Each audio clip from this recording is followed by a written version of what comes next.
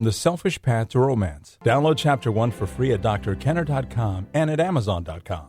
We have an after-hours call, and I'm going to help you out with this one because this woman is on overload, and you may be too.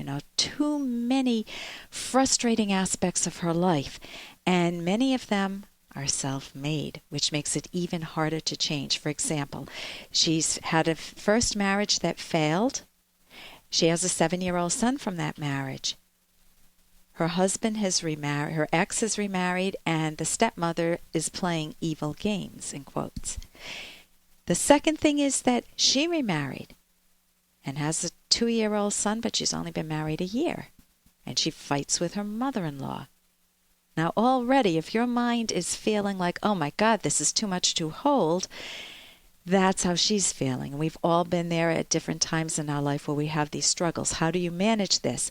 Plus, she is not communicating with her husband. They are fighting, and she's been taking medication. She's been given a whole bunch of diagnoses, and she wants to run away. Well, that's not a good coping strategy for overload. So see what you think and see what advice you might tell her.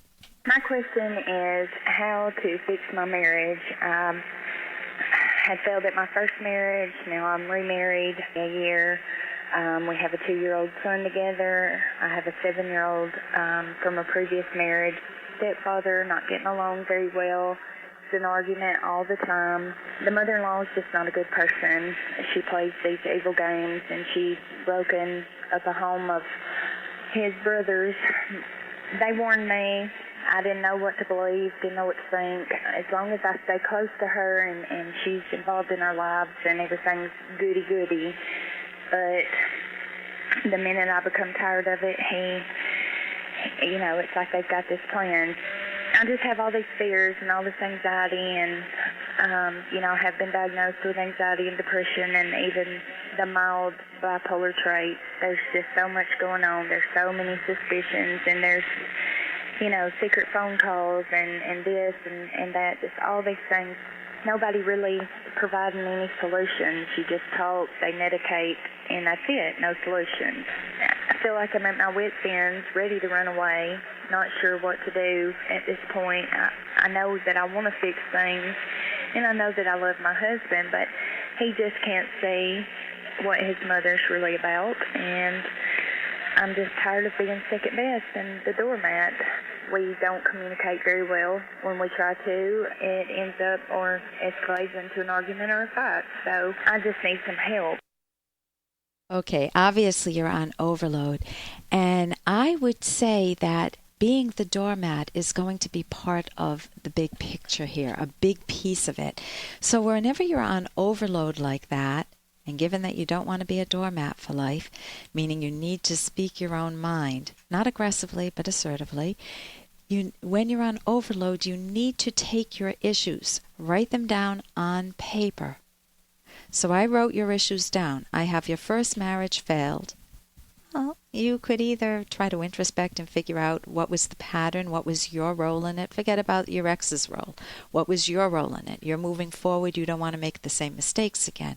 You've got a 7-year-old. Does he feel cared for and valued? Does he feel still a part of your life like your mommy to him? If the stepmother is playing evil games, then don't bother with her. You want to have methods to say she doesn't count. I'm going to spend the time with my son and give him quality time. Think of something you like doing with him. Don't get your mind wrapped around something she did or didn't say, because it's just going to drain your energy. Next, you've got a 2-year-old son. That son also needs your attention, and you want to give your son that attention because you'll feel better about yourself. You're remarried. You said your husband. You now have a mother-in-law problem. You need to write down what the essence of that problem is. Is she too meddlesome? Is she making decisions for your 2-year-old son? Is she upset that her son married someone who had baggage from the past? What is her issue? Could you sit down and talk with her? instead of trying, is she totally irrational? Maybe she is an alcoholic and she broke into this other brother's home. I don't know. When people say they broke into a home, sometimes someone just opens up the home to feed the dog. I mean, it's not a big deal. And, you say, oh my God, they broke into the home. That's different from someone breaking into the home and going through your private diaries. So I would focus on... Hey, I got to interrupt this because we've got to pay some bills. 30 seconds, that's it. A very quick ad, and then Ellen will be back. Romance. Ugh, I wish guys knew more about what we want from a relationship. Boy, I wish I knew more about what I want. Where's that ad I saw? Here it is. The Selfish Path to Romance. A serious romance guidebook. Download Chapter 1 for free at selfishromance.com and buy it at amazon.com. The Selfish Path to Romance.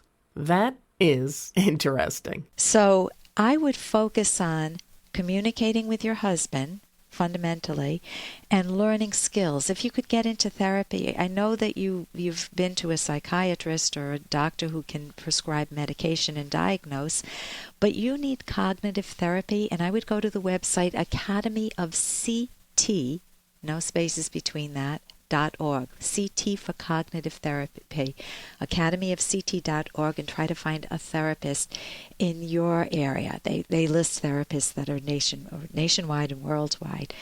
And so I would try to get that help for yourself because you need to change your method of thinking. Running away will not help anything. You know that.